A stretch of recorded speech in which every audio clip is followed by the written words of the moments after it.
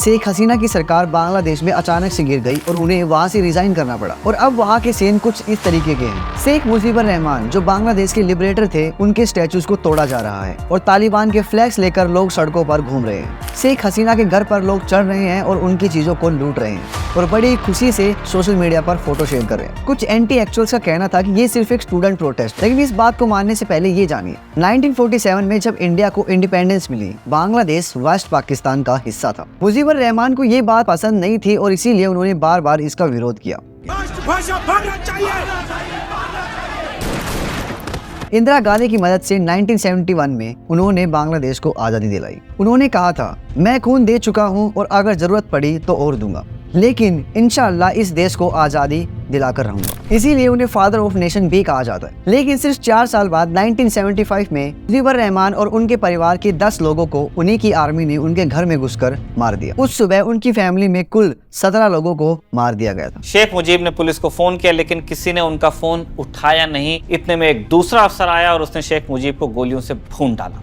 उस सुबह परिवार के कुल 17 लोगों की हत्या हुई। सिर्फ उनकी 2 बेटियां बची थी जो उस दिन वहां नहीं थी, जिसमें से एक थी शेख हसीना। मुजीबुर रहमान के बाद बीएनपी पावर में आई, जो कि एक फंडामेंटलिस्ट पार्टी है और एंटी इंडिया स्टेक्स रखती है। शेख हसीना को देश छोड़ना पड़ा और वो इंडिया में आकर रहने लगी। 1991 में वो बांग्लादेश वापस आई और उन्हें काफी रिस्पेक्ट मिली क्योंकि वो मुजीबुर रहमान की बेटी थी। 1996 में उन्होंने इलेक्शन जीता, लेकिन अगले इलेक्शन में हार गई। उनके ऊपर काफी सारे चार्जेस लगाकर उन्हें अरेस्ट करने की भी कोशिश की गई। 2009 से 2024 के बीच में 4 बार इलेक्शन जीतकर शेख हसीना ने अपनी सरकार बनाई। उन्होंने बीएनपी को पावर से दूर रखने की पूरी कोशिश की और लोग कहते हैं उन्होंने 2024 के इलेक्शन को पूरी तरीके से वन साइड बना दिया था। लेकिन फिर यहाँ पे आती है जमात-ए-इस्लामी, जो कि एक फंडामेंटलिस्ट आइडियोलॉजी वाली पार्टी है। ये पार्टी भी इलेक्शन नहीं लड़ पाई क्योंकि सुप्रीम कोर्ट ने इनको बैन कर दिया था। जमात का कहना था कि बांग्लादेश को पाकिस्तान के साथ ही रहना चाहिए था। You know from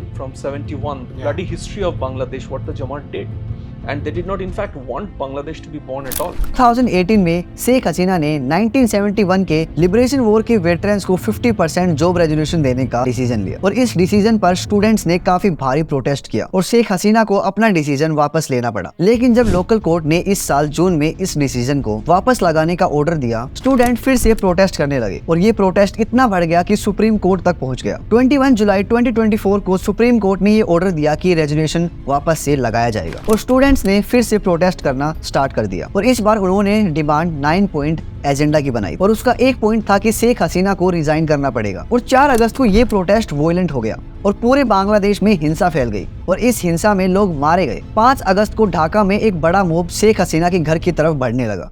आर्मी ने कहा कि हम इस मोब को नहीं रोक सकते। एक जनरल जो शेख हसीना का सपोर्टर था उन्हें समय दिया कि वो बांग्लादेश को छोड़ दें और शेख हसीना फिर प्लेन और हेलीकॉप्टर से इंडिया आई और इंडिया के गाजियाबाद एयरपोर्ट पर लैंड किया और अब शायद लंदन या किसी और कंट्री में जाने की तैयारी कर रही है। कुछ लोग मानते हैं कि ये सिर्फ एक स्टूडेंट प्रोटेस्ट था, लेकिन अगर ऐसा होता तो 21 के सुप्रीम कोर्ट रूलिंग के बाद प्रोटेस्ट बंद क्यों नहीं हुआ? प्रोटेस्ट के पीछे जमात-ए-इस्लाम और CIA की इन्वॉल्वमेंट की बातें सामने आ रही है। अमेरिकन डिप्लोमेट्स और BNP और जमात के लोग मिल रहे थे, जो कि एक सबसीक्वेंस है। Diplomats have been talking not just to the opposition but to Jamaat. To talk to BNP is one thing, to talk to the Jamaat is quite another. There are sanctions against army generals, constant pressure on the Hasina administration. So I mean the US hand has been there overtly and covertly for a long time. Sheikh Hasina ने यह भी कहा कि America Bangladesh और India के बीच में Myanmar को divide करना चाहता है ताकि एक नया क्रिश्चियन कंट्री बना सके। उन्होंने कहा कि white Christian country India, Bangladesh और म्यांमार के कुछ पार्ट्स को मिलाकर बनाना चाहती है। And she had said that particular white Christian country is